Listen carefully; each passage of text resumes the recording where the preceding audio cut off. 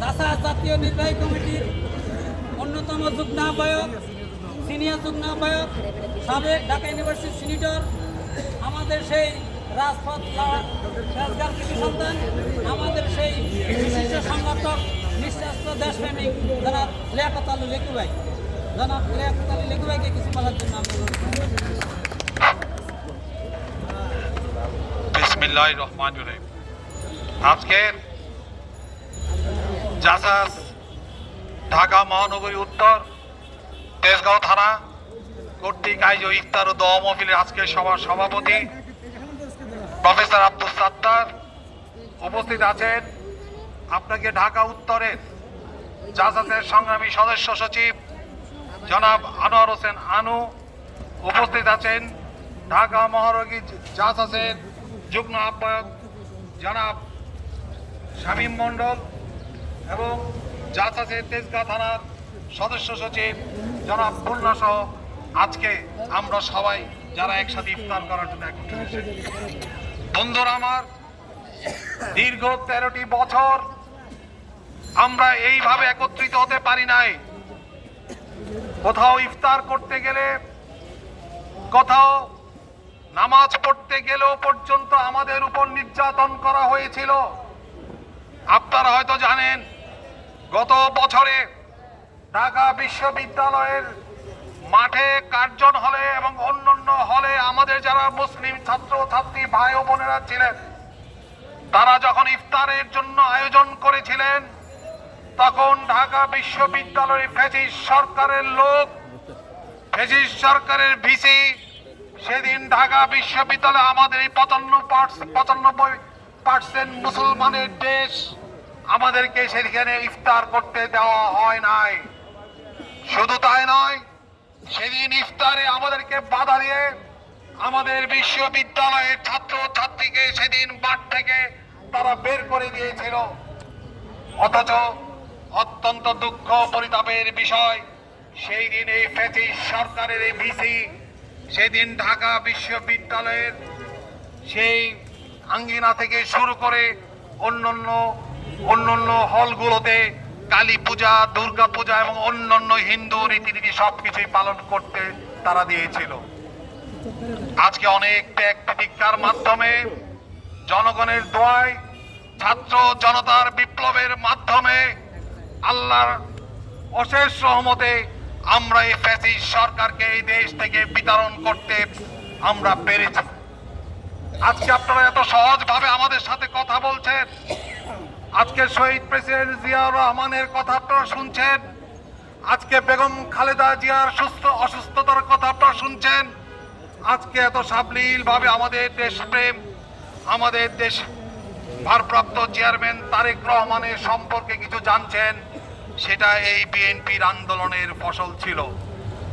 এই ফ্যাসিস্ট সরকারকে উৎখাত করতে গিয়ে আজকে কারওয়ান বাজার থেকে শুরু করে টেকনাফ থেকে তেতুলিয়ায় অনেক ভাই বোনদেরকে আমাদের হারাতে হয়েছিল। কেউ পিতৃহারা হয়েছি, কেউ মাতৃহারা হয়েছি, কেউ সন্তান হারা হয়েছি। শুধু তাই নয়, আমরা যারা আজকে এখানে বসে আছি, এদের তখন আমরা বাসায় ঠিক মতো থাকতে পারতাম না, স্ত্রীর কাছে দেখা করতে পারতাম না, সন্তানদের সাথে কথা বলতে পারতাম না। আমাদের বিরুদ্ধে মামলার পর মামলা দিয়ে শুধু তাই নয়, ঘরেই থাকতে দেয়নি। যদি কাউকে সেদিন ঘরে পেয়েছে, আওয়ামী লীগের এই দোসররা সেদিন বাসায় বাসায় গিয়ে আমাদেরকে ধরে নিয়ে এসে জেলে পড়ে দিত। এই কথা কিন্তু আমরা এখনো ভুলে যাইনি। আপনারা এখনো ভুলেন নাই, চাঁদাবাজি, সন্ত্রাসী, গুম, হত্যা, লুটতরাজ এবং দেশদ্রোহী এমন কোন কাজ সেই দিন আওয়ামী লীগ করে নাই। শুধু তাই নয়, আরো দুঃখজনক ঘটনা হলো, বাংলাদেশের সবচেয়ে শক্তিশালী সংস্থা বাংলাদেশ সেনাবাহিনী, সেই সেনাবাহিনী 57 জন কর্মকর্তাকে তারা পরিকল্পিতভাবে বিডিআরে পোস্টিং দিয়ে সেই 57 জন কর্মকর্তাকে আওয়ামী সরকার পরিকল্পিতভাবে ভারতের নির্দেশে তাদেরকে হত্যা করেছে। আজকে আমরা ঐক্যবদ্ধ হয়েছি, আজকে আমরা এক হয়েছি, আজকে বাংলাদেশের স্বাধীনতা সার্বভৌমত্ব রক্ষা হয়েছে। এটা যেমন সর্বদলীয় লোকদের ত্যাগ তিতিক্ষা আছে, তেমনি আল্লাহরও একটা বিশেষ রহমত ছিল। আল্লাহর রহমত ছাড়া এই ফ্যাসিস্টকে সরানো কখনোই সম্ভব ছিল না। আমাদের ত্যাগ ছিল, আমরা রক্ত দিয়েছি, আমরা স্বামী হারা হয়েছি, বোন হারা হয়েছি, ভাই হারা হয়েছি, গুপ্ত হত্যায় আমাদেরকে নেওয়া হয়েছিল। আপনারা হয়তো জানেন 1971 সালে এই রাজাকাররা বাংলাদেশকে ধ্বংস করার জন্য সেদিন বাংলাদেশ অত্যন্ত মেধা সম্পন্ন লোকদের বাসায় বাসায় গিয়ে ধরে এনে মিরপুর বধ্যভূমিকে হত্যা করেছে। এই ফ্যাসিস্ট সরকার এতদিন যারা ক্ষমতায় ছিল তারাও আমাদেরকে বাসায় বাসায় করে শেখ হাসিনা বলেছিল এদের লিস্ট তৈরি করার জন্য, যারা তার বিরোধিতা করবে, যারা তার দেশে তারা তার শাসনের বিরোধিতা করবে, এই লিস্ট তৈরি করার জন্য। যদি 5ই আগস্টের এই ছাত্র জনতা বিপ্লব ব্যর্থ হতো, তাহলে এই লিস্ট হয়ে যে আপনি আমি যারা আজকে বিএনপিকে ভালোবাসি তাদের এখানে আর অস্তিত্ব পাওয়া যেত না। তাদেরকেও দেখতেন এই মিরপুর বদ্ধভূমিতে তাদের লাশ খুঁজে পাওয়া। এই আল্লাহর অশেষ রহমত। তাই বন্ধু আমার, ভয়ের কিছু নেই। আমরা একটি ধাপ পার হয়েছি, একটি সংগ্রাম করেছি। এখন আমাদের একটা সুষ্ঠু নির্বাচনের জন্য আমরা মাঠে নেমেছি।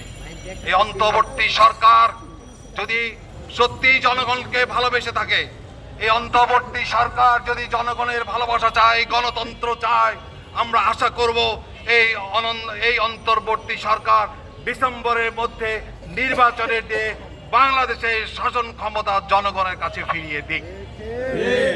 আমি আমার বক্তব্য আর দীর্ঘায়িত করব না, যেহেতু ইফতারের সময় হয়ে গেছে। শুধু আমাদের দেশনেত্রী বেগম খালেদা জিয়াকে যেভাবে তারা জেলে রেখে অসুস্থ করে ফেলেছিল, যেই নেত্রী তারা হাঁটতে পারত না, আমাদের তারেক রহমান জিয়াউর রহমানের বড় সন্তান, আজকে বাংলাদেশের গর্ব, যাকে অ্যারেস্ট করে তাকে এমনভাবে নির্যাতন করা হয়েছিল, তাকে অ্যাম্বুলেন্স থেকে এয়ারপোর্টে নেওয়া সম্ভব ছিল না। আজকে আল্লাহ তাদের রহমত করেছেন আপনাদের ভালোবাসায়, জনগণের দোয়া, খালেদা জিয়ার সুস্থতা আপনাদের দোয়া। কাজে আমরা চাই ওনার জন্য, আমাদের জন্য, সবার জন্য আপনারা দোয়া করবেন, এবং এই ফ্যাসিস্ট সরকার যাতে আপনাদের ভিতরে থেকে এদেশের গণতন্ত্রকে আবার নস্যাৎ করতে না পারে সেই সজাগ দৃষ্টি রাখবেন, এই আশা ব্যক্ত করে আমি সকলকে ধন্যবাদ জানিয়ে আমি আমার বক্তব্য শেষ করছি। বাংলাদেশ জিন্দাবাদ, জাসাদ জিন্দাবাদ।